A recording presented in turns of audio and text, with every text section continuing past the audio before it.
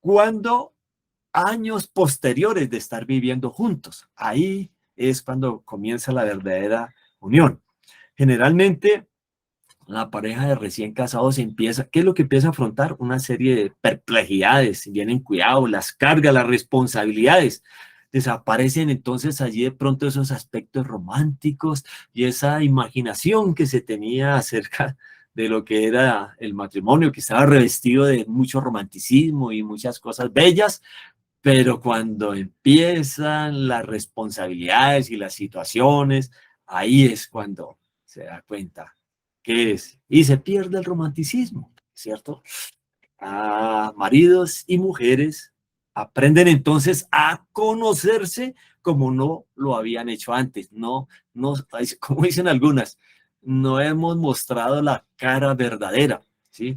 Eh, ya después de unos meses o años empieza a verse la realidad y empieza a conocerse. Y dice, este es el periodo más crítico de la experiencia en el matrimonio, ¿sí? La felicidad y utilidad de toda la vida ulterior depende de que se asuman en este momento una actitud correcta. ¿Qué actitud voy a tomar? Por eso es que los matrimonios no duran hoy en día nada. No se está preparado, no se hizo una escuela, aunque hoy en día hay escuelas, ¿no? Se hacen, y a pesar de que se hacen escuelas, hay más divorcios. Anteriormente no habían escuelas, ¿no? Y no habían tantos divorcios. Y uno nota como, por ejemplo, el caso de Rebeca, de Isaac, ¿cierto? ¿Recuerdan a Isaac? Isaac que ya la muerte de su madre lo había congojado tanto, lo había hecho, le había destrozado su corazón, de tal manera que su papá dijo, no, yo tengo que conseguirle la esposa a mi hijo. Él, generalmente, antiguamente, los padres eran los que arreglaban los asuntos del matrimonio, ¿no? Entonces es cuando manda a un siervo a que le traiga a una mujer y le dice, le da las especificaciones, que fuera elegida, que fuera del, digamos así, del clan, que tuviera temor por Dios y que tuviera cierto respeto, o sea, en otras palabras, que fuera también cristiano, ¿sí? Y es cuando él envía a este siervo y cuando habrá, digamos, Isaac la ve, dice que se enamoró, como así, se enamora a primera vista, ¿no? Tener una mujer cerca, él era una persona que era en ese tiempo, se mantenía la castidad, ¿cierto? La castidad. Y no se conocía mujer, esa era la ley. No se tenía que conocer hasta cuando se casaban. Yo hasta a veces pienso y creo que muchas veces, por eso es que cuando se casan las personas y ya han tenido relaciones antes del matrimonio, pues ya no hay como esa eh, digamos, expectativa, si yo sé, digamos, cosas maravillosas que empiezan a conocerse, ¿no? Eso uno. Lo otro es que de pronto ya ha tenido experiencia con varias mujeres o una mujer con varios hombres y cuando llega al matrimonio de pronto tampoco ya no hay nada nuevo, no hay nada como agradable, no hay nada para, ¿no? ¿Sí? A veces es simplemente emociones, sentimientos, eh, se, se deja llevar por algunas palabras, por algunas atenciones, por todo este romanticismo que hay, ¿no es cierto? Todas esas palabras. Y a veces lo que hacen es producir hormonas, emociones y una cantidad de atracciones por lo físico de pronto. Todas estas cosas pueden empezar a hacer que se nuble en lo que es el verdadero amor y lo que es realmente el matrimonio. Entonces, dice, vuestro afecto podría ser tan claro como el cristal, arrobador en su pureza, ¿sí? Y sin embargo, podría ser superficial por no haber sido probado. Entonces, ¿cuántas, digamos, mujeres antes de casarse con esa persona que consideran que es el futuro, le ponen pruebas, pruebas a Dios, pruebas a la persona, a ver qué tan cierto es que el amor, ¿no es cierto? Si es simplemente una atracción, emociones o son sentimentalismos, ¿no? Me acuerdo tanto en cierta ocasión que unas señoritas iban donde unas mujeres ya adultas y le preguntaban, bueno, ¿qué debo mirar yo en la persona, en el hombre que quiera ser mi esposo? ¿Cuáles son las cosas que debo yo observar en él? ¿Sí? Ah, no, le decían, si es de buenos sentimientos, si él tiene buenos sentimientos, eso es lo más importante. Pero no, no son los sentimientos, es una equivocación, un error. Los sentimientos cambian. Recuerda que los sentimientos vienen de los sentidos, el sentido del habla, el sentido del gusto, el sentido de la vista, el sentido del tacto, del olfato. Todos estos sentidos llegan y pueden influenciar en nuestras emociones. ¿Sí? Y las emociones simplemente no son digamos, el centro del amor. Es simplemente algo que hoy me gustó, mañana ya me aburrió. Uy, esta pintura, compro un cuadro y tal, lo pongo, no, ya después ya no me gustó, compro ropa, ¿no? Uy, esta ropa chévere, ¿no? Un auto, un apartamento, lo que sea, ¿sí? Le gustó en un comienzo y después ya me gustó. Conocí una señora que ella le gustaba y después de un tiempo, ay, no, esto me quedó mal, esto no, y empezaba a echarle tijera. Cambia, sí, porque todo cambia. Así son las personas, ¿sí? Ay, entonces cuando conocemos a la persona, pasa por el crisol, pasa por, así como dice, por el fuego, ahí es cuando se conoce, ¿no es cierto? Dice, dad a Cristo en todas las cosas el lugar primero y el último y el mejor, y contemplarle constantemente y vuestro amor por él en la medida en que se vaya relacionando, va creciendo, se hará cada día más profundo y más fuerte. La contemplación y el renunciamiento, el renunciamiento. Entonces, es una de las formas como llegamos a verdaderamente manifestar amor, ¿sí?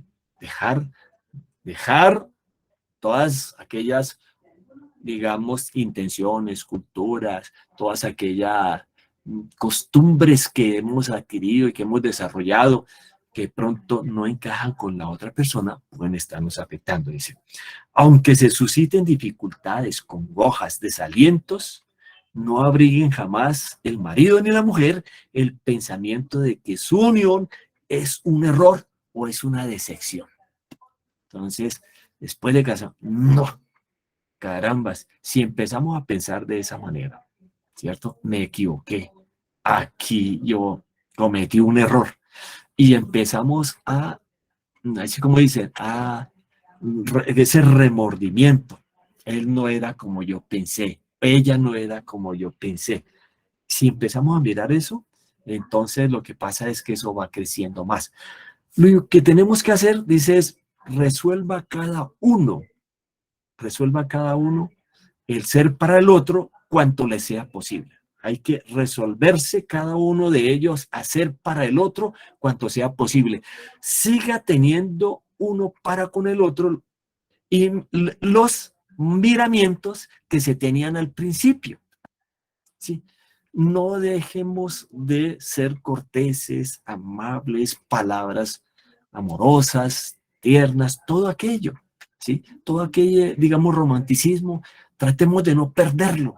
Sigamos en ese proceso antes que empezar a mirar y a recalcarnos los errores. Alentémonos el uno al otro en las luchas de la vida. Bueno, sí, tiene esta falencia, pero bueno, vamos a superarla, vamos a pedirle al Señor. Procure cada uno favorecer la felicidad del otro. ¿Hasta qué punto estoy renunciando yo y buscando el bienestar de esa otra persona? En la medida en que yo trato de hacerla feliz o yo trato de hacerlo a él feliz. ¿Cuánto esfuerzo hago yo? ¿Cierto?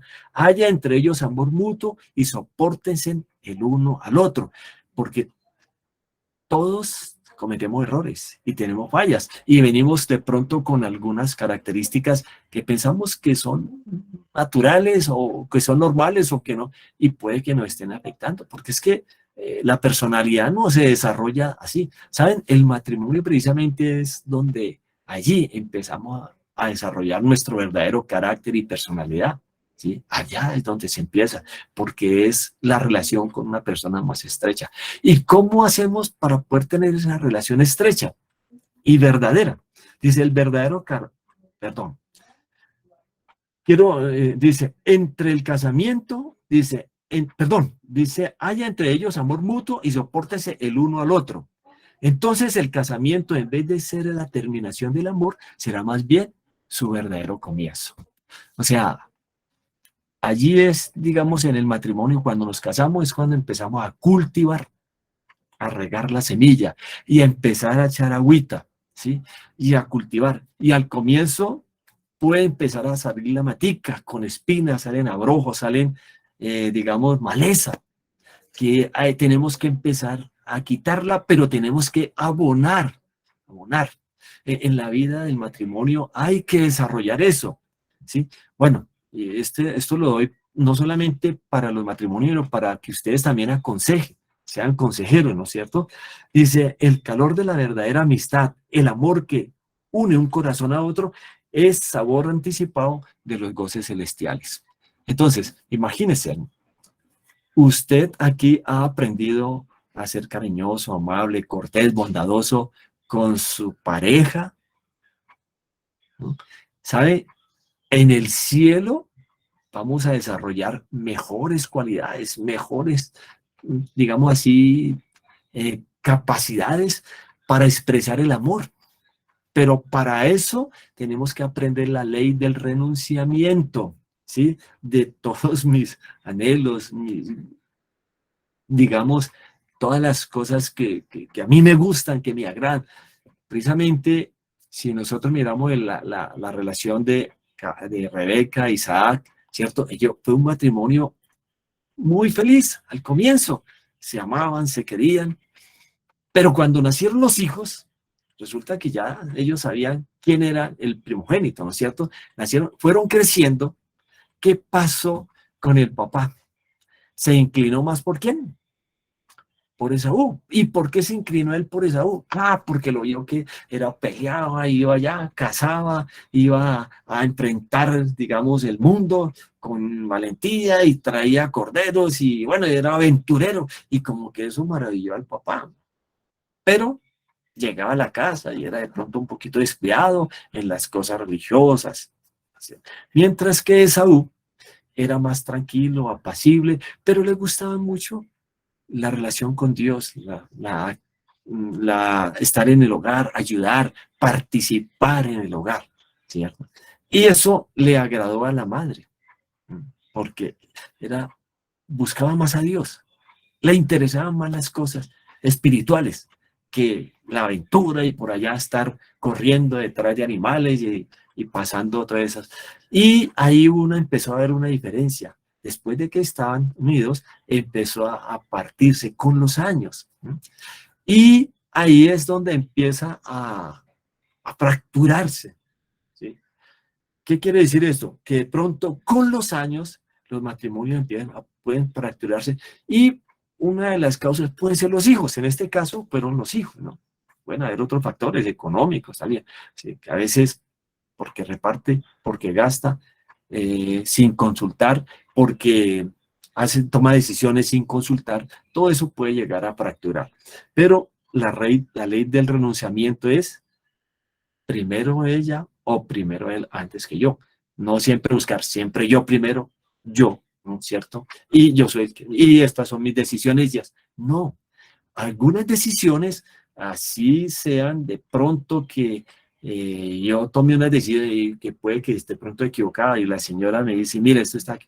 Pero a veces la señora cede para que el esposo tome esa decisión, él se dará cuenta después, me equivoqué. Sí, conocí precisamente una parejita de esas. Dice, no, yo tomaba decisiones y mi esposa me decía y me hablaba y yo de pronto no le escuchaba.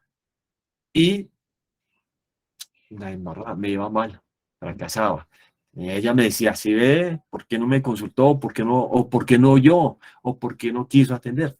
Entonces él dijo, no, aquí tengo que aprender la ley del renunciamiento. Ahora la voy a escuchar a ella. Y ahora le voy a poner atención a lo que ella me diga. Y voy a seguir sus consejos, porque era una mujer, pues yo la conocí, y de verdad era una mujer muy madura y muy sentada y muy cuidadosa. Pero amaba a su esposo y en algunos momentos ella, por amor, renunciaba a sus pretensiones y lo amaba y dejaba que él se equivocara, para que él se diera cuenta. Y finalmente ganó su corazón. Ahora ella es la que dice sí o no, ¿cierto? Cuando va a hacer un negocio. Qué maravilloso, ¿no es cierto? Bonito eso. ¿Saben una cosa? En estos aspectos, Satanás siempre busca la forma de destruir, de poner allí. O sea, es otra de las cosas que debemos que tener en cuenta. Pero antes de tener en cuenta, recordemos, todos debemos cultivar la paciencia. Es otro de los consejos que se nos da a través de los años. Tenemos que cultivar la paciencia. Al ser uno bondadoso, tolerante, puede mantener ardiente el amor en el corazón y se desarrollarán en él cualidades que el cielo aprobará. ¿Cuáles son las cualidades que debemos desarrollar los esposos o sea, los esposos y las esposas? La paciencia, ¿sí? Es algo que Dios desea que nosotros desarrollemos. Ser bondadosos, ¿sí? Y como en algunas ocasiones decía mi esposa, a veces somos bondadosos con los de afuera, con los amigos, y en el hogar no, ni con los hijos, ¿sí? Entonces, con la esposa o con el esposo, ser tolerantes. Y también he conocido casos en que nos aguantamos, los hombres, aguantamos todo lo que nos digan allá otras personas, aguantamos, y no aguantamos que la esposa nos diga algo. No, debemos aprender a ser tolerantes, a mantener, digamos, siempre el deseo de agradar, el agradecimiento a mi cónyuge, agradar. Y dice que esto va a hacer que el amor sea más ardiente, el corazón se desarrollará con cualidades que el cielo aprobará, ¿sí? Paciencia, amor, bondad, ¿cierto? Tolerante, compasivo, misericordioso, perdonador. El Señor desea. Pero Satanás sabe también cómo trabajar. Hay algo que nos dice, digamos, Hogar Cristiano dice, Satanás está siempre listo para obtener ventajas cuando se presentan cualquier divergencia y al influir sobre los rasgos del carácter censurables, hereditarios que haya en el esposo o en la esposa, procurará enajenar a quienes unieron sus intereses en un pacto solemne delante de Dios. Caramba, enajenar. Enajenar, ¿sabe qué es enajenar? Pues que en el diccionario pues es un término jurídico que dice es que si yo tengo bienes, propiedades, entonces las cedo a otra persona. Eso es enajenar. Entonces, cuando yo empiezo de pronto a mirar los rasgos negativos que tiene la otra persona, entonces mis afectos se los empiezo a dar a otro, a otorgar a otra persona. Ah, no, esa persona sí merece que yo la quiera o que yo la ame, o ese que yo lo quiera o que lo ame, que lo atienda o que la atienda. Bueno, dependiendo. Cuando nosotros empezamos a qué? A mirar los rasgos negativos y a empezar a influenciar y a recargarlos, ¿cierto? A otra persona. Ah, es que esta persona no me critica, no me dice nada, yo hago lo que sea y no me juzga ni me dice nada. Grave. Esa es la obra del diablo. Así que por sus votos matrimoniales prometieron ser como uno solo. Al convenir la esposa en amar y obedecer a su esposo y éste amarla a ella y protegerla. Si ambos obedecen la ley de Dios, el demonio de la disensión se mantendrá alejado de la familia y no habrá divisiones de intereses ni se permitirán enajenamiento alguno de los afectos. ¿Sí ven? Refiriéndose a los afectos. No se los vamos a entregar a nadie más.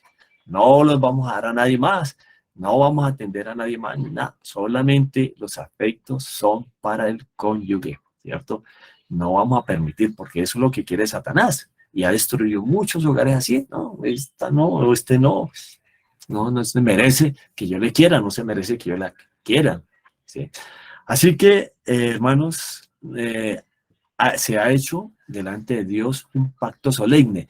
Y si guardamos la ley de Dios, el Señor nos protegerá. Y recordemos, el renunciamiento es la ley del cielo y esa ley Dios quiere que nosotros la vivamos, ¿sí? es lo más difícil. Es tal vez uno de los retos más grandes a los que el Señor nos ha invitado cuando dio a su Hijo, ¿sí? Dio el ejemplo máximo de esta ley, la ley del renunciamiento. Renunció a todo por amor a ti y por amor a mí.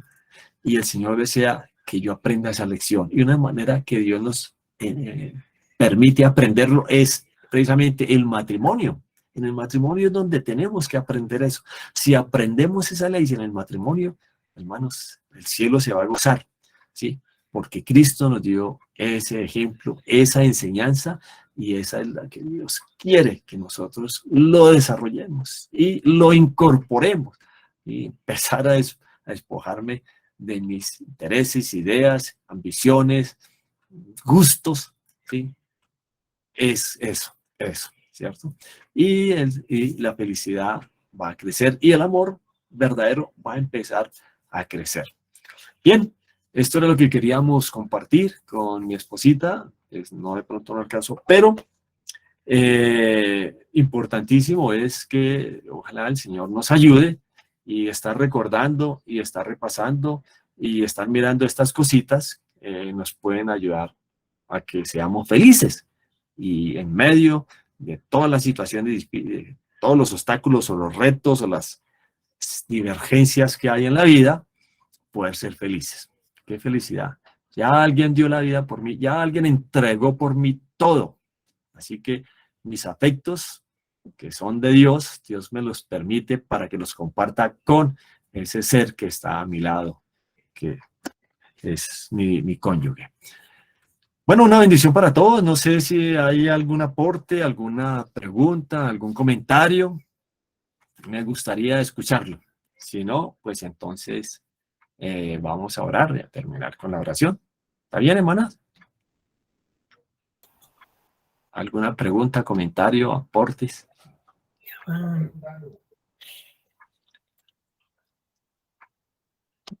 Lo único que quiero que estemos recordando constantemente es la ley del renunciamiento, ¿no? Que es la ley del cielo. Y vamos para el cielo. Y si vamos para el cielo, aquí en esta tierra tenemos que aprender esa ley. ¿Está bien? Bien, hermanito. Muchas gracias, hermano, por ese tema tan bonito y agradecerles porque mi nietecito ya está hoy en casa, pues le dieron salida. Entonces, para cuando terminen la oración, quiero pedir por él, por mi nietecito, para que el Señor lo siga sosteniendo. Y le agradecemos mucho a Dios, a toda la familia adventistas, mis hermanos, que han orado por nosotros. Les agradezco muchísimo. Amén. Amén, hermano. Gracias. Gracias, hermano. Sus palabras. Bien, hermanos, entonces vamos a orar y terminamos con la musiquita después, ¿no, hermana? Inclinemos el rostro. Querido Padre, amante Dios, poderoso Salvador. Señor, sabemos que en el cielo tú nos diste el mayor ejemplo, que lo trasladaste a este mundo porque se había perdido, y es la ley del renunciamiento. Tal vez es una de las leyes que nadie queremos practicar, vivir. Nadie estamos dispuestos a aceptarla porque todavía somos egoístas, somos orgullosos, somos personas de pronto solamente que buscamos nuestro bien, ¿sí? Y no hemos comprendido el verdadero sentido del amor. Y Señor, gracias porque al enviar a tu Hijo y al renunciar a todas aquellas maravillas que tenía, la alabanza, los ángeles, el trono, al renunciar a su estado de estar presente en todos los sitios y tomar la carne humana, Señor, limitaste tu omnipresencia. Pero sabemos que tu Santo Espíritu, Señor, nos acompaña. Y tú, Señor, nos diste el mayor ejemplo de la ley del renunciamiento. Señor, queremos que nuestros corazones también rebosen de ese amor, de esa disposición que solamente el cielo nos puede otorgar para poder compartir en este mundo. Queremos, Señor, tu ayuda. Queremos, Señor, que quites nuestro yo, nuestro ego, nuestra envidia, nuestro amor propio, que es un ídolo, y ponga, Señor, a Cristo en nuestro corazón, que Él viva. Como dijo el apóstol Pablo, ya no viva yo, sino sea Cristo que viva en mí. Y lo que ahora lo vivo en la carne, lo vivo en la fe del Hijo de Dios.